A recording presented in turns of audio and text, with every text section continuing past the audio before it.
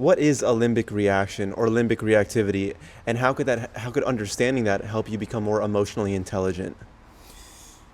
Well, emotional intelligence is something we talk about in one of our tutorials. So let's put that to the side for a moment, and let's talk about what is limbic reactivity. First, the limbic system is the fight or flight system, that a human is gifted with. And again, not suggesting this was intelligently designed. It was purposefully designed. It was designed for survival. It was not designed. Humans did not appear in full designed, laid out blueprint, completed mode. We've been evolving through natural selection, which means that we developed the limbic system. And so first you want to understand what is it, and it is your brain's ability, connected of course in relation to the body, to focus all of its resources on the act of surviving. So when you get in a car accident, you typically will go into a limbic state, which means that the prefrontal lobes, or the cerebral cortex, the part of your brain that you use for rational, critical thinking, it is shut down. And a way to say it is it gets hijacked, by the limbic system, or what is the emotional midbrain.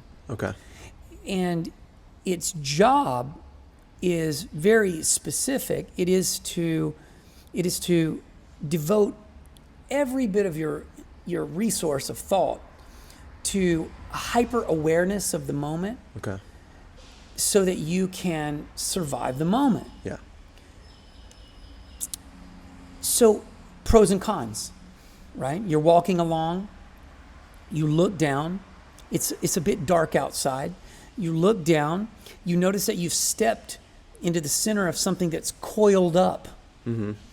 Well, your brain typically does not look down and go, hey, that looks a lot like a poisonous snake. But I'm not sure. Let's take a closer look. Let's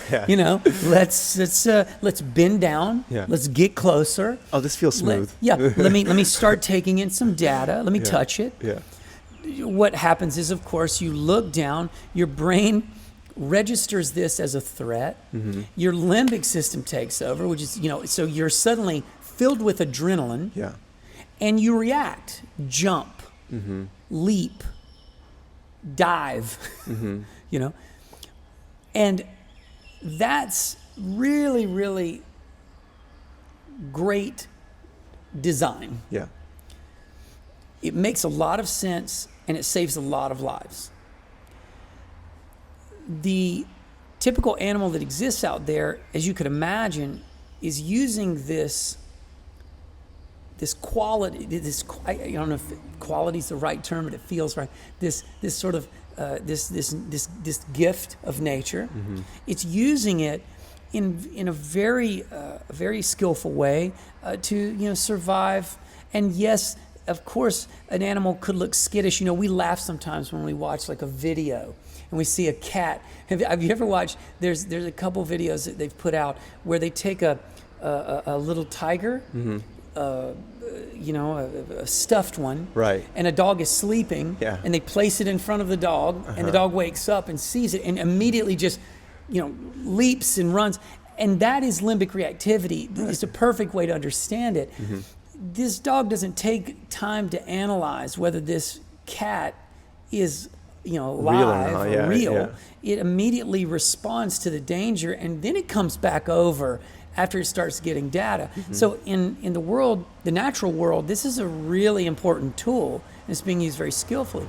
With humans, what's interesting is because we have drastically limited the amount of danger in our reality, we have less and less and less real danger to trigger our limbic system, but we have tremendous amounts of perceived danger. Right.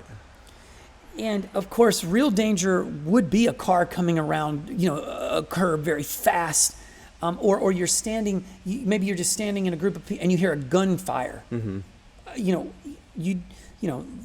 To stop and analyze that, for everyone to just kind of gaze over their right shoulder or look around, that might make sense if you're stationed in Baghdad, during wartime, and gunfire and bombs are just commonly going off. Sure. Of course, you will adapt to that, Yeah. but I can tell you day one, you will not be adapted to that. Yeah.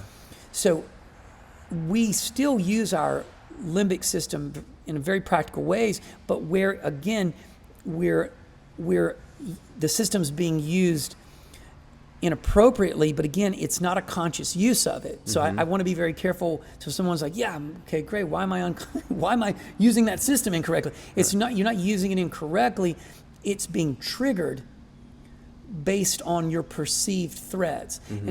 And perceived threats for a human being are survival issues. But survival issues for us are different than they used to be.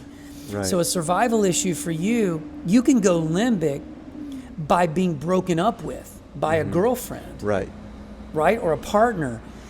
That can change your sense of safety and cause you to be in a state of fight or flight. Right. And again, that's not a real danger.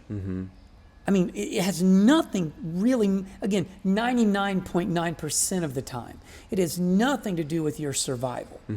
It's all about your personal emotional safety. Yeah. But the limbic system doesn't know the difference. Oh, I see. Okay. Okay? Yeah. So it's like when you're watching a movie, why do you get scared? Right. Because your limbic system doesn't know if that's reality or not. It doesn't interpret in that way. So it interprets what it sees. And it, as long as it buys into it, as long as it's playing along, then you can trick the system into Yeah. believing that you are in fact, going to be killed by, Whatever. a mass murder Yeah. or a Yeah. giant fucking dinosaur. Yeah. Again, this is the nature of nature for us. This is how perception works. So when you really understand that, it's very powerful, and it gives you the ability to understand how you can start to witness your limbic system, and how you can work to limit its overreactivity. So, and again, a lot of that is about conditioning and beliefs and awareness. So that's the first thing we understand is, okay, so we're like, okay, I understand what my limbic system is. I understand that it gets triggered when I don't feel safe. I understand sometimes my perception of safety is not about my literal survival, but about my emotional comfort. Right. And that these things can get crossed over and confused. So if we want to change this, we have to become aware that we are first being limbic, that we've gone into a state of limbic reactivity. And a great example of how we come out of limbic reactivity is a strategy that paramedics and police or fire department use when they deal with someone who's gone into shock. So limbic shock, you've been in a car crash and you are in shock. One of the first indicators of being in shock is that you don't know where you are, who you are, what you are. It's hard for you to just simply identify basic information, that is basically that's your information. So the first thing that they do is they start asking you questions. What is your name? What is your name? Right. Where do you live? What's your address? Stuff that really feels irrelevant to you. How do you feel right now? Not how you feel. It's a terrible question. Yeah. That would be a terrible question to a person in shock. How do you feel? First of all, they don't know. They're, again, not sure how they feel because they're in shock. Yeah. So even answering that question is so abstract in that moment. It's so ambiguous for that state of mind. It's an emotional state. It would require for you to start thinking, So how do you get someone to a thought very quickly to anchor? You're trying to get them to anchor to critical thought quickly. Well, give them something that they have to access using their prefrontal lobes, their cerebral cortex. So what address do you live at? What is your name? Yeah. How old are you? You know what I'm saying? So it's very understandable how you might get a person back online. I need to get the limbic system out of the driver's seat, and I need to get over here into critical thinking again.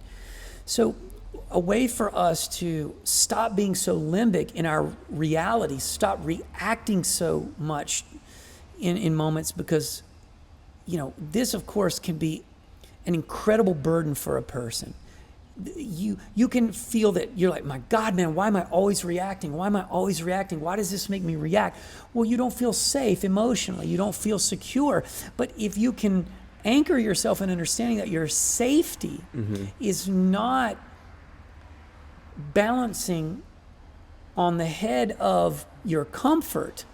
You know what I mean? If you're just thinking about the tiny head of a pin and you're trying to balance your personal, your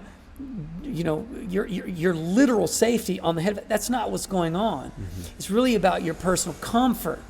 Whether you're going to be able to find another person just like that, whether you're going to be able to find happiness again, whether you're going to be able to find love again. These are the things, or whether you're going to be able to find a job again. But at least if you lose your job, you can understand why someone might get limbic, because at least it's connected far more, in a far more evident manner. It's connected to survival, paying for bills, having a roof over your head, buying food requires wealth. And if you're not generating it, you're not physically surviving. So at least you can understand limbic reactivity as it relates to something like loss of a job compared to loss of a boyfriend or a girlfriend, which again, in a certain case, that might have to do with sustainability, depending on how you're related, how that relationship is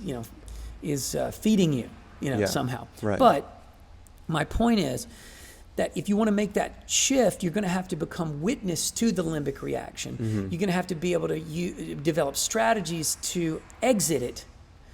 And that is a practice of that working this beat. There's a beat between reaction and perception. So you perceive something, and then there's this moment before you then respond. Well, response would even be the right term, as opposed to react. But no matter how, response or reaction both require a beat. But the beat of reaction is just much smaller. The beat of response is much broader. Let's just say that response implies you've thought through and gathered information before responding.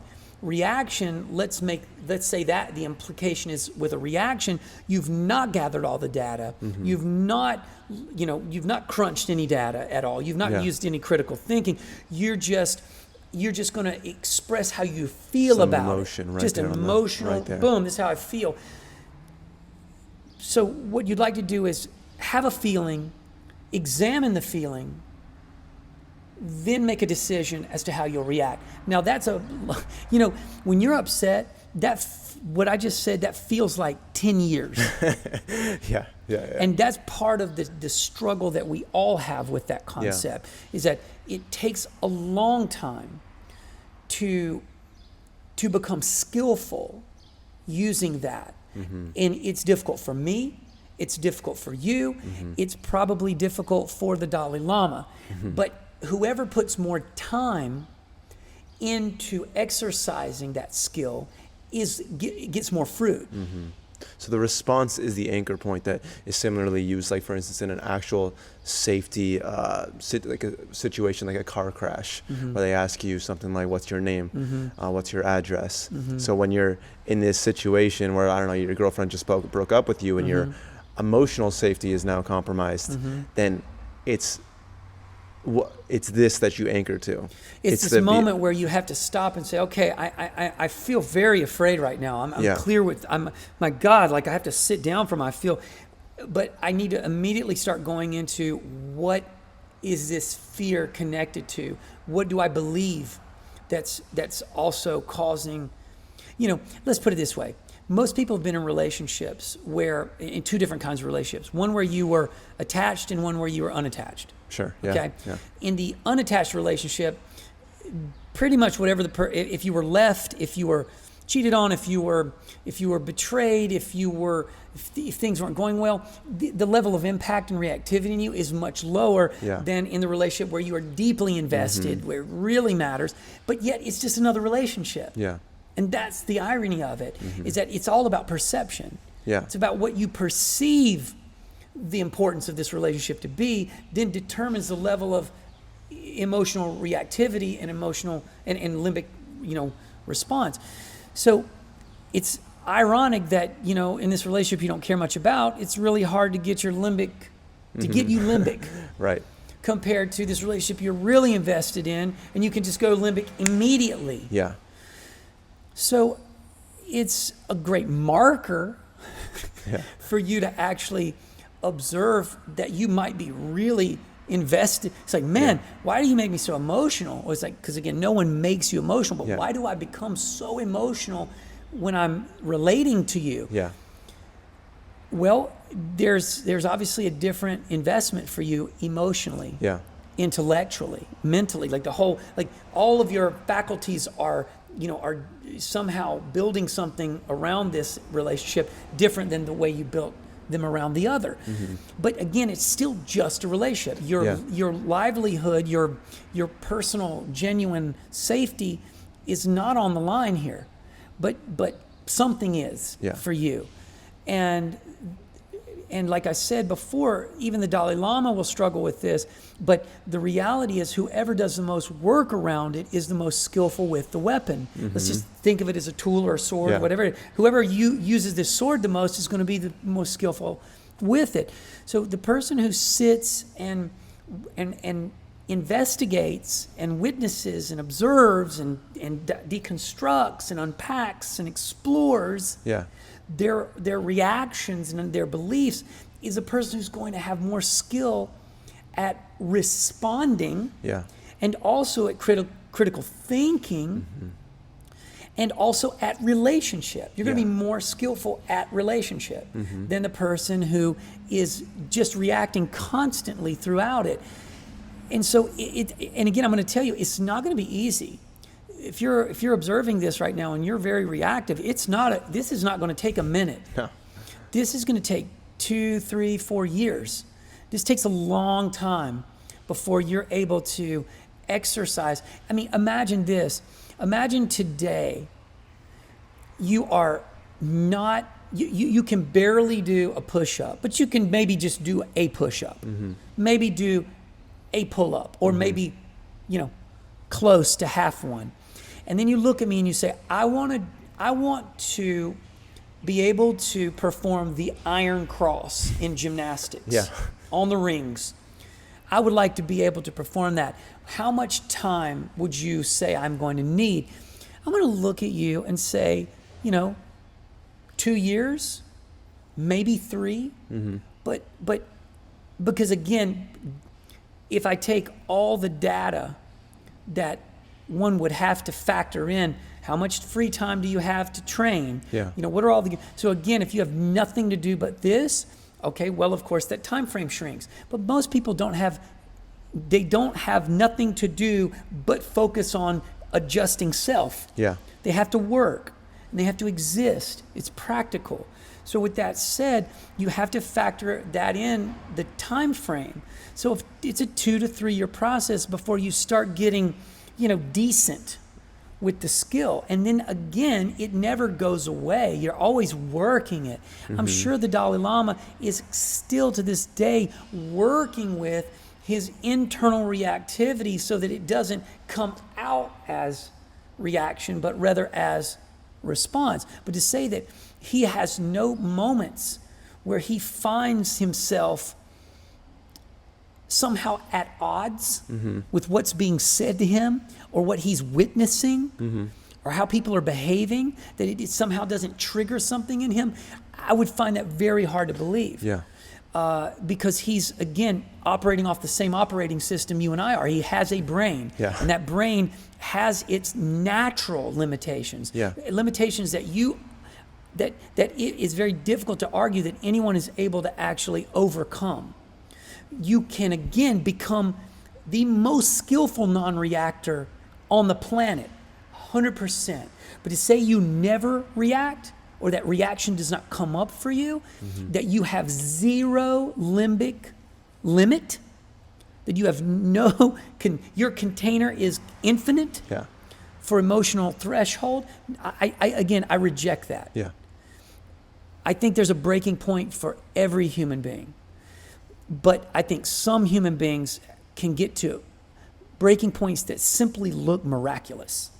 They simply look unhuman. They look mystical. Right. And that's because that's the only way we can understand it. Because we've never practiced to the degree this individual has practiced that skill set. Right. So if you want to make a difference in your life around this particular subject, you're going to have to practice a certain kind of technique, just like any other technique that we practice to get to any other skill set or benchmark. Yeah. And in this case, the first thing I have to do is be able to witness before I respond. I need to be able to witness, and then I need to go into critical thought, and then I respond. And if I don't do that, I'm only going to react over and over again.